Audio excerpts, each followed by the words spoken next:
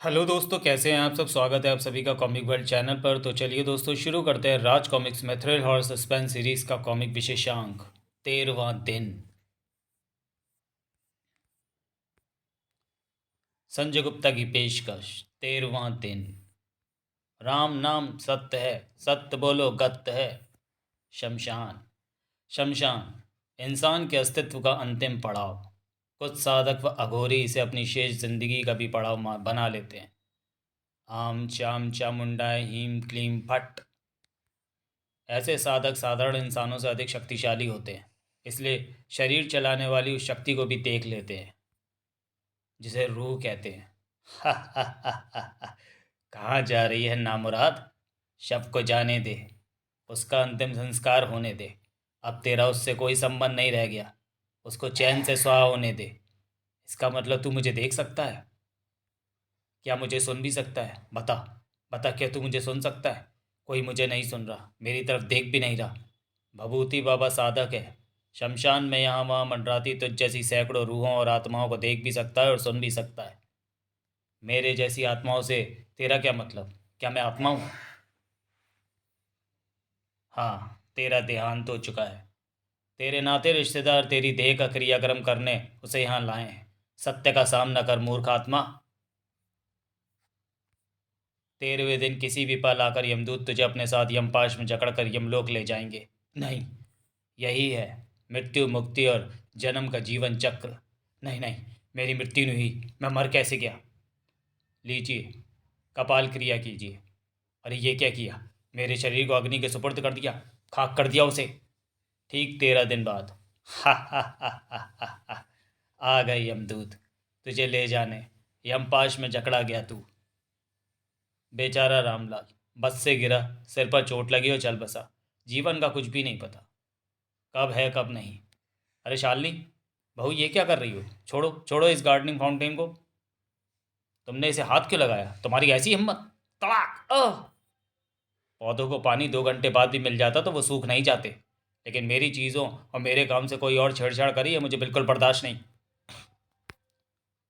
अब जाओ, गंगा जल लाकर छिड़को छिड़को मेरे ऊपर। क्रियाक्रम में से आ रहा हूँ। जी। अरे आ गए आप? नहीं, अभी मैं नहीं आया। उस रामलाल का भूत घर में आया जिसके मरने पर गया था मैं।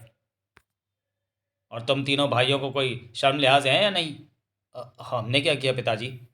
रामलाल हमारा पड़ोसी था, तुम्हें उसकी शव यात्रा में आना चाहिए था कि नहीं? हर जगह मैं ही भागता फिरूंगा क्या? वो पिताजी, हमने सोचा कि आप चले तो गए हैं, फिर इसलिए ये सोचकर। अपनी जिम्मेदारियों को समझना कब सीखोगे? और तू सावित्री, देख रही है कि मैं क्रियाक्रम में से आ रहा हूँ। मेरी पैंट शर्ट तौलिया ला कर दे, नहाऊंगा तभी शमशान उतरेगा सिर से। जी अभी लाई। पिताजी चिड़चिड़े से होते जा रहे हैं। उम्र का तकाजा है नाथ भैया। मुझे पिताजी के गुस्से से कोई शिकायत नहीं। दरअसल ऐसे लोगों में बुढ़ापा बढ़ने के साथ असुरक्षा की भावना भी और बढ़ती चली जाती है कि अपनी सारी कमाई बच्चों व घर परिवार पर लुटाई, अब कहीं बच्चे उन्हें बेघर और मोहताज न कर दें। तुम ठीक कहते हो श्रीधर, जबकि वास्तव में ऐसा है नहीं। हम उनको बहुत चाहते हैं। अरे ये मेरा साबुन कौन ले गया? 1000 बार कहा है कि मेरे साबुन का हाथ मत लगाया करो। सावित्री, कहाँ मर गई? जी जी अभी लाई। पिताजी का गुस्सा बढ़ता जा रहा है। थोड़ी देर पहले शालिनी को स्टिक मार दी। हमें बर्दाश्त करना होगा। ऐसा कब तक चलेगा? अरे सविता, आओ। निकाल दिया घर का सारा कबाड़ बाहर? झाड़ू तो बाहर रख कर आओ। मेरा रास्ता मेरे कमरे में भिजवा दो। और ये मेरा छाता कहाँ गया? वो तो मैंने कबाड़ी वाले को दे दिया। मरवा दिया तुमने। मेरी पुरानी सैंडलें भी नहीं देख रही?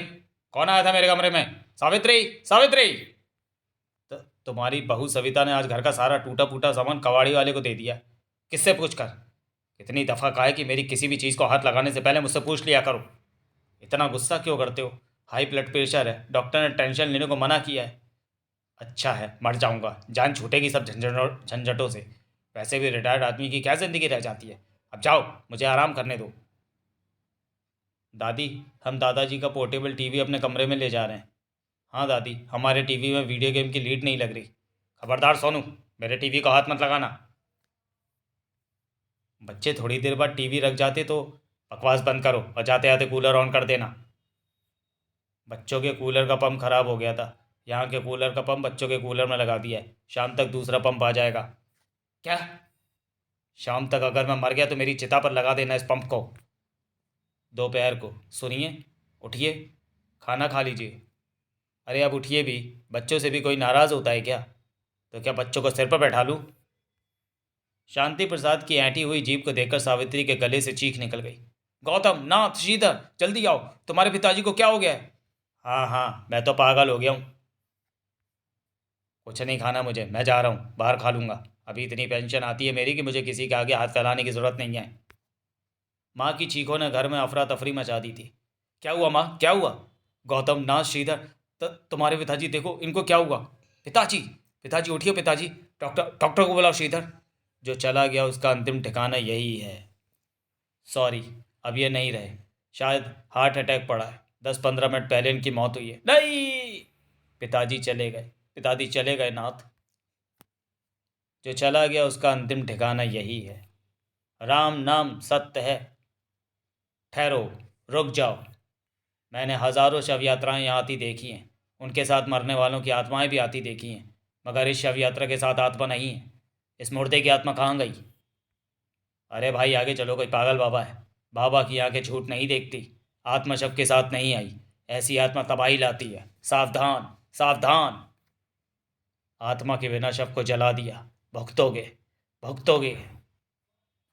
फूल चुनने की रस्म 3 दिन बाद सुबह 7 से 8 बजे, उसी दिन 3 से 4 बजे तक चौथा। माँ, ये पानी क्यों छिड़क रही है?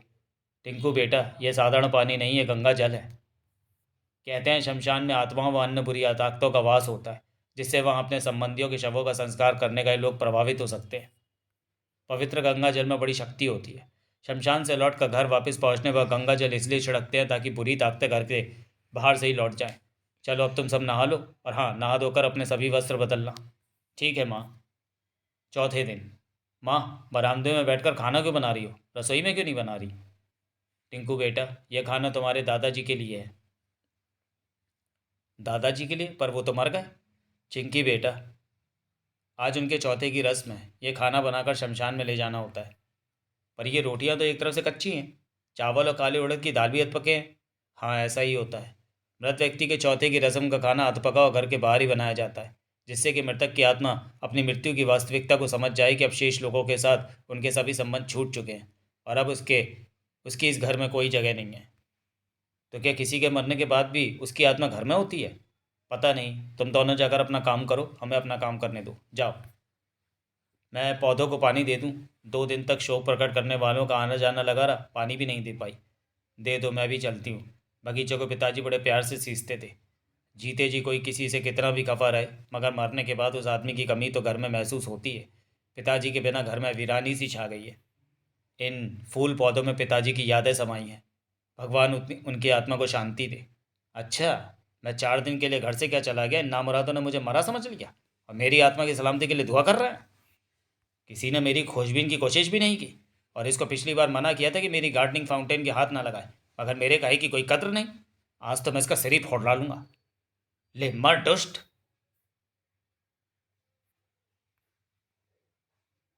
शालिनी, अब चलो, रसम पकड़ी का समय हो गया।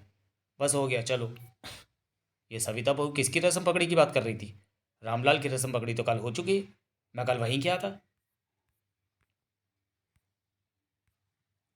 वहाँ सब लोग चुपचाप थे, गमगीन।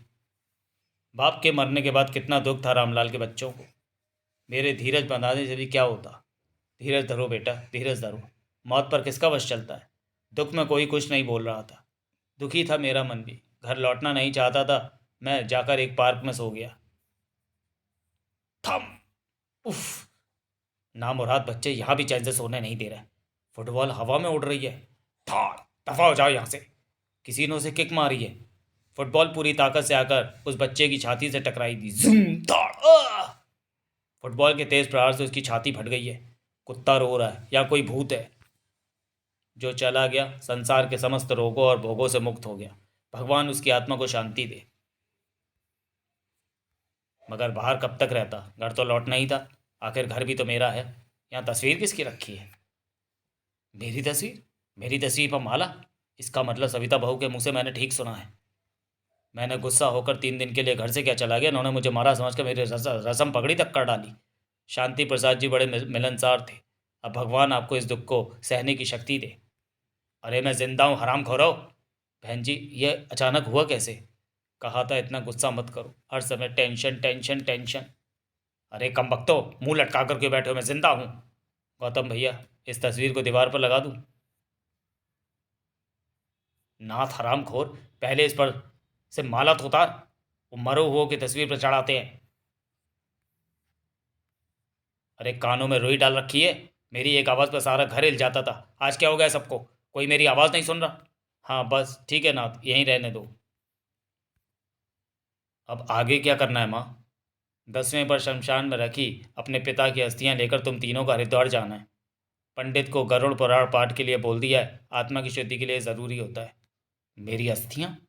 वहाँ अस्थियां गंगा में प्रवाहित करानी है। 13वीं और पिंडदान की रस्में भी वहीं पर अदा करनी है। धीरज रखो माँ। अस्थियां प्रवाहित, 13वीं, पिंडदान, सबके सब पागल हो गए हो क्या? और मुझे जीते जी गंगा में डुबाओगे? उफ। माँ पंडित जी बुला रहे हैं। पंडित जी आप पाठ शुरू कर दीजिए। ईश्वर बाबूजी की आत्मा को शांति प्रदान करे। तेरी ये आत्मा को तो मैं ले जाकर अंधे कुएं में लटका दूंगा पंडित की औलाद। माँ तुम वो पिताजी के बिस्तर के लिए जो कुछ कह रही थी, क्या वो सब करना ज़रूरी है? हाँ ये नियम है गौतम बेटा। तुम्हारे पिता की तुम्हारे पिताजी की मृत्यु बिस्तर पर ही हुई है। जिस बिस्तर पर और जिन पहने हुए कपड़ों में मृत्यु होती है वो अशुद्ध हो जाता है। उस बिस्तर और उन कपड़ों को घर में नहीं रखा जाता। तुम ये बिस्तर बाहर किसी गरीब को दे दो। तुम्हारे पिताजी के कपड़े मैंने सविता को दे दिए, वो हमारे सफाई कर्मचारी को दे देगी। अरे मेरा बिस्तर क्यों लपेट रहे हो? ठीक है माँ, जैसा तुम कहती हो मैं वैसे ही करता हूँ। कहाँ ले जा रहे हो? सावित्री रोक उसको, इतना पराया कर दिया तुमने, मुझे जीते जी मार दिया। मैं ऐसा नहीं होने दूंगा। गौतम, अरे ओ गौतम, रुक।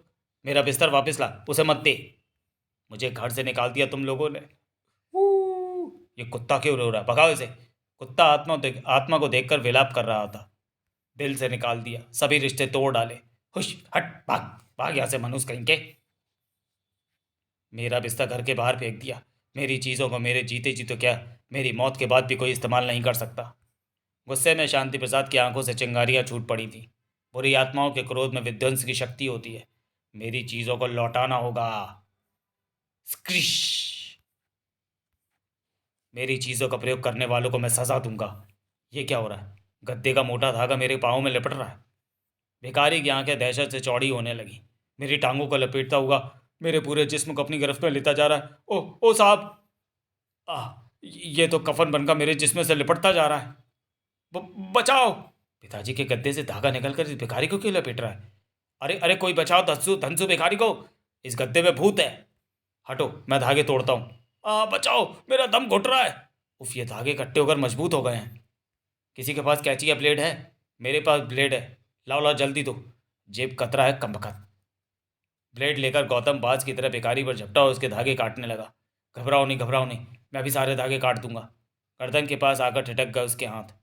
यहाँ धागे गर्दन में चेहरे पर बुरी तरह से जकड़े हैं। अगर मैंने ब्लेड चलाया तो ब्लेड की धार से धंसू भी बुरी तरह से घायल हो सकता है। उसका शरीर शिथिल पड़ गया है। वो बेहोश हो गया है। नहीं, या फिर मर गया है। नहीं, ऐसा नहीं हो सकता। हा हा हा हा हा हा। मेरी चीज़ों का कोई इस्तेमाल नहीं कर सकता। इसे अस्पताल पहुंचाओ जल्दी। मैं इसे अस्पताल ले जाता हूँ। यह गद्दा फिलहाल मैं रख लेता हूँ। रुक जाओ, उसे हाथ मत लगाना। वो किसी मरे हुए का गद्दा है। इसी गद्दे पर उसकी मौत है। इसमें भूत है। वो मेरा गद्दा है और मैं मरा हुआ नहीं हूँ, मैं जिंदा हूँ।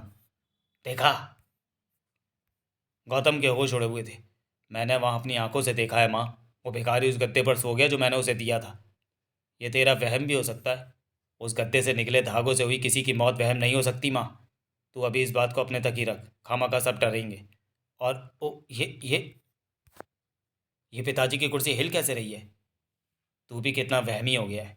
पंखा फुल पर चल रहा है, उसकी हवा किसी कोर से कुर्सी से छूकर निकल गई होगी। मेरी चीज़ों को कोई छेड़ेगा नहीं। चर्रचू चर्रचू।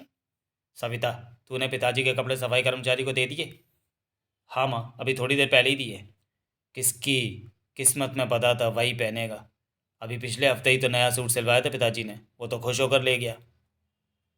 मेरा गला जकड़ा जा रहा है, इसका कॉलर गले में बहुत फंस गया। गले का ऊपरी बटन खोल दे नवाब साहब। ये खुल नहीं रहा। हट, मैं खोल देता हूँ। नई कमीज का बटन आसानी से नहीं खुलता। तो पीछे हट। पागल हो गया है क्या? क्या मैं तुम्हें पागल लग रहा हूँ? इसका चेहरा, इस पर कुछ चढ़ गया है। आ, आ, ये अपना ही गला दबा रहा है। रोको इसे, वरना ये अपने आप को मार डालेगा। मेरे जीते जी मेरे कपड़े कोई क्यों पहनेगा?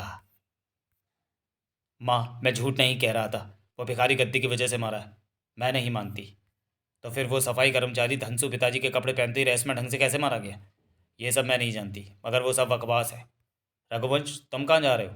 मैं 2 दिन के लिए घर जा रहा हूँ गौतम सर। मगर ये जूते तुम्हें किसने दिए? ये बड़े बाबू जी के जूते हैं। मुझे कुमुद मैम साहब ने दिए हैं। मुझे बिल्कुल फिट है साहब। अच्छा गौतम सर, मेरी बस छूट जाएगी। अरे माँ, वो पिताजी के जूते। जूते उसे पूरे आ गए, ले गया तो क्या हुआ?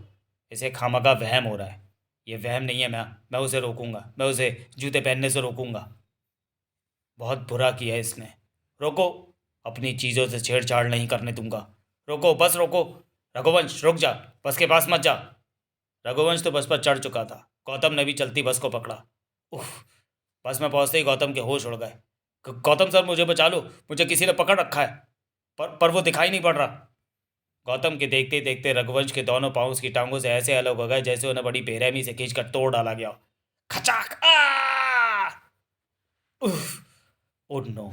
पिताजी के जूते इसकी जान के दुश्मन बन गए। बार बार समझाता हूँ कि मेरी चीज़ों को मत छुओ। मेरी तो कोई सुनता ही नहीं। गुस्सा नहीं आएगा क्या मुझे? आखिर मैं भी इंसान हूँ। वापस घर पहुँचते ही गौतम का दिमाग भक्क से उड़ गया। नाथ, ये क्या हो रहा है? तुम ये क्या कर रहे हो? मैं कुछ ऐसा तो नहीं कर रहा कि तुम्हें इतना बौखलाना पड़े गौतम भैया। बस अपना कमरा शिफ्ट किया है। ये पिताजी वाला कमरा मेरे वाले कमरे से बड़ा है। मैंने अपना कमरा माँ को दे दिया और यहाँ मैं अपना सामान शिफ्ट कर रहा हूँ। बेड को थोड़ा इधर खिसकाओ। नहीं, ये ठीक नहीं हो रहा। क्या ठीक नहीं हो रहा? हरी, उस कुर्सी को मत छेड़ो। वो पिताजी की कुर्सी है। आप भी ना गौतम भैया। अरे ये ओल्ड फैशन कुर्सी यहाँ क्या करेगी ये? हरी, सुबह से हटा देना। चाची, हमें दादाजी वाला टीवी चाहिए, वीडियो गेम खेलने के लिए। हाँ, दादाजी ने तो ले जाने नहीं दिया था। नहीं, टीवी को हाथ मत लगाना। क्या गौतम भैया, यहाँ मेरे पास बड़ा टीवी है। इसे बच्चों को ले जाने दो। जाओ बच्चों, इसे ले जाओ। थैंक यू चाचा। चलो, ये काम भी निपटा। कौन सा काम शालिनी भाभी? पिताजी की पता नहीं कितनी पुरानी और बेकार की चीज़ों को कबाड़ी को देने का, जिन्होंने बेकारी अलमारियों में इतनी जगह भर रखी थी। उफ शालिनी, कौन सी चीज़ें दी थी तुमने कबाड़ी को? यही जैसे नज़र का पुराना चश्मा, पंचधातु के छल्ले, पुराना टेबल फैन, एक रूम हीटर, एक मोनोग्राम, स्कार्फ, ऊनी टोपी। ये तुमने बहुत बुरा किया। ओह, लगता है मुझे तुम लोगों को सच बताना ही होगा। कैसा सच? गौतम ने एक ही सांस में बताया। फिर, और ये सब कुछ सिर्फ आपने ही देखा और महसूस किया। गौतम भैया, कई बार कुछ कहानियां वहम बनकर दिमाग में बैठ जाती हैं और फिर ऐसे भ्रम उत्पन्न करती हैं। आप भी उसी भ्रम के शिकार हो गए हैं। नाथ भैया ठीक कह रहे हैं। यह हादसे केवल संयोग से हुए हो सकते हैं। अरे ठीक से टांगो उस झूमर को, बड़ा कीमती है। ये हादसे संयोग से नहीं हुए श्रीधर, क्योंकि हादसे के वक्त सबके साथ पिताजी की कोई ना कोई चीज़ ज़रूर थी। तो क्या तुम ये कहना चाहते हो कि पिताजी की आत्मा अपनी चीज़ों को रखने वालों को मार डालती है? हाँ, एग्जैक्टली यही है। सविता उखड़ गई। गौतम भैया, अगर आपको पिताजी वाला बड़ा कमरा चाहिए तो साफ साफ कहकर ले लीजिए ना। इस तरह डर पैदा करने की कोशिश क्यों कर रहे हैं? सविता, मैं ऐसा नहीं चाहता। उफ, तुम सब समझने की चेष्टा क्यों नहीं कर रहे हो? ठीक है, करो मनमानी। उसी पल सविता बौखलाकर उठ बैठी। अ, क्या हुआ तुम्हें? कमरे में कोई खांस रहा है। पागल हुई हो क्या? सो जाओ। क्या तुम्हें किसी के खर्राटे सुनाई नहीं पड़ रहे? ऐसी खांसी और खर्राटों के स्वर पिताजी के हैं। गौतम भैया की बातों ने कर दिया तुम्हारा दिमाग भी खराब। सो जाओ। सविता का शरीर पसीने से भरभरा रहा था। पिताजी सो जाते थे अक्सर इस पर भी। पिताजी की कुर्सी को कमरे से बाहर रखे बिना अब मुझे नींद नहीं आएगी। कुर्सी को टटोलते ही सविता का शरीर कांप उठा। इस पर कोई सो रहा है। कोई और नहीं, मैं सो रहा था। नाथ, नाथ! बौखलाकर भागी सविता का पाँव कालीन में उलझा और ठक! सविता! सविता! सविता उठो सविता! उफ, क्या हुआ तुम्हें सविता? मैं अब भी कहता हूँ, पिताजी नाराज हैं। इसे समझने की कोशिश करो। पिताजी जीते जी भी अपनी चीज़ों को हाथ लगाने पर भड़क उठते थे। तुमने एक तरह से उनके पूरे कमरे को अपना बना लिया है। मैं फिर कह रहा हूँ, मैंने जो कुछ देखा वह संयोग नहीं हो सकता। पिताजी अपनी चीज़ों के मोह को नहीं छोड़ पा रहे हैं। मैं अभी भी तुम्हारी बात मानने को तैयार नहीं गौतम भैया। हा हा हा हा हा हा हा। घर के बड़े बुजुर्गों की हर बात बकवास होती है। चल सोनू, टीवी ऑन कर। हर चीज़ फालतू होती है। उनकी सभी ज़रूरतें जीते जी खत्म हो जाती हैं। वो पुराने बेकार चीज़ों की तरह हो जाते हैं। ऑन होते ही टीवी स्क्रीन जोरदार आवाज़ के साथ फटी। छनाक आ! ये धमाका कैसा था? आवाज़ बच्चों के कमरे से आई है। चलो देखें। उफ, पता नहीं क्या हो रहा है इस घर में। आयुष का पूरा जिस्म कांच कांच हो गया था। मैंने मना किया था कि टीवी को हाथ मत लगाओ। उफ, आयुष भी नहीं रहा। मैं पिताजी का कमरा खाली कर दूंगा। रुको नाथ भैया। कमरे का बुरा हाल था। उफ श्रीधर, ये इतने चूहे कहाँ से आ गए? चूहे ने पूरे सोफे और बिस्तर को कुतर डाला है और पर्दों को भी कुतर दे रहे हैं। चीं चीं। हे भगवान! गौतम सच कह रहा है बच्चों। और वो भभूति बाबा भी शायद सच कह रहा था कि आत्मा शव यात्रा के साथ नहीं आई। मैं जानता था। मैं जानता था ऐसा ही होगा। इंसान की मृत्यु के बाद आत्मा को 13 दिन तक अपनी मौत का तब तक विश्वास नहीं होता जब तक वो यमपाश में नहीं जकड़ी जाती। 13 दिन तक आत्मा उसी घर में या अपने शव या अस्थियों के आसपास बनी रहती है। वो देखो, हा हा हा। उस मुर्दे की आत्मा भी अपनी अर्थी के साथ साथ चलकर आ रही है। आत्मा इसी असमंजस में है कि इसके शरीर को कहाँ ले जा रहे हैं। आओ मेरे साथ। शमशान में ये वो जगह है जहाँ मृतक की अस्थियां फूल चुनने की रस्म के पश्चात रखी जाती हैं। यहीं से इनके नाते रिश्तेदार अस्थियों को गंगा में प्रवाहित करने को ले जाते हैं। यहाँ मौजूद आत्मा को तुम देख नहीं सकते। इनमें से कुछ आत्माएं शांत स्वभाव की होती हैं। वे 13 दिन तक असमंजस की स्थिति में रहती ज़रूर है, मगर किसी का कोई अनर्थ या आहित नहीं करती। किंतु कुछ आत्माएं कुपित व क्रोधित स्वभाव की होती हैं। ऐसी आत्माएं किसी को लग जाएं तो तबाही कर सकती हैं। यकीनन जिस समय तुम्हारे पिताजी का देहांत हुआ उनकी आत्मा शरीर छोड़कर कहीं चली गई होगी। इसी कारण उसे अपनी मृत्यु की वास्तविकता का ज्ञान नहीं हुआ। उसने अपना अंतिम संस्कार भी नहीं देखा। वो आत्मा अपनी मृत्यु को के सच को स्वीकार नहीं कर पा रही है, जबकि घर के सदस्य तो सामान्य व्यवहार कर रहे हैं, जैसे उनकी चीज़ों का व्यर्थ समझकर इधर उधर दे देना। आत्मा खुद को मृत नहीं मान रही है, और जब तक उसे अपने देहांत का ज्ञान नहीं होता वो किसी न किसी का हित करती रहेगी। तो ऐसे में क्या करें? उनकी अस्थियों को यहाँ से ले जाओ। उन्हें उनकी मृत्यु का विश्वास दिलाने की चेष्टा करो। उनका सामान यथास्थान रख दो। 13वें दिन का इंतज़ार करो। 13वें दिन से पहले वो आत्मा नहीं बनी वहीं बनी रहेगी। उफ, ये 13वां दिन कब आएगा? पिताजी का क्रोधी स्वभाव उनकी मृत्यु के पश्चात उनकी आत्मा को भी उग्र किए हुए, और न जाने ये उग्रता अभी और क्या क्या गजब ढाएगी। हा हा हा हा हा हा हा हा। पिताजी, कृपया सत्य को स्वीकार करें। यह आपकी अस्थियां हैं। आपकी मृत्यु हो चुकी है। इस घर की सुख शांति को बनाए रखें। कुमुद बड़ी तेजी के साथ ज्वेलर की दुकान में पहुंची थी। जी, मेरे पास सोने के ये 2 सिक्के हैं। मैं इन्हें बेचना चाहती हूँ। सिक्के 999.9 की शुद्धता के हैं। इनके आपको पूरे दाम मिलेंगे। Thank you. घर में कैसी कैसी अजीब अजीब चर्चाएं चल रही हैं, इसलिए तो मैंने पिताजी की टेबल की शेल्फ से मिले हुए दोनों सोने के सिक्के चुपचाप बेच दिए ताकि कोई आफत गले ना पड़े। क्या मुसीबत है, जीते जी भी पिता पीछा पड़े रहे, मरने के बाद भी पीछा नहीं छोड़ रहे। मेरे सोने के सिक्कों के पैसों से तू मौत खरीदेगी। और शायद कुमुद उस रस्सी के रूप में वही खरीद रही थी। सुनो भैया, मुझे एक रस्सी चाहिए। जो मेरी चीज़ों को छेड़ेगा वो अपने लिए फांसी का फंदा खुद तैयार करेगा। कुमुद की मौत से हाहाकार मच गया। कुमुद, उफ, ये तुमने क्या किया? क्या ये पिताजी की आत्मा का शिकार हुई है? ये कुमुद के पर्स में इतने रुपए कहाँ से आ गए? शायद ये रुपए पिताजी की किसी कीमती चीज़ को बेचकर। उफ, ये तुमने क्या किया कुमुद? उनकी अलमारी में 2 सोने के सिक्के थे जो अब यहाँ नहीं है। हम भी बचेंगे या नहीं? कब आएगा 13वां दिन? कब मिलेगा हमें इन मुसीबतों से छुटकारा? पिताजी का कमरा खाली कर दिया है। फिलहाल पिताजी की सभी चीज़ों को वापस उनके कमरे में इकट्ठा करना होगा, और ये काम जितनी जल्दी हो जाए उतना अच्छा है। किसी को फिक्र नहीं कि बाप ने चाय पी भी है या नहीं। कोई बात नहीं, खुद बना लेता हूँ।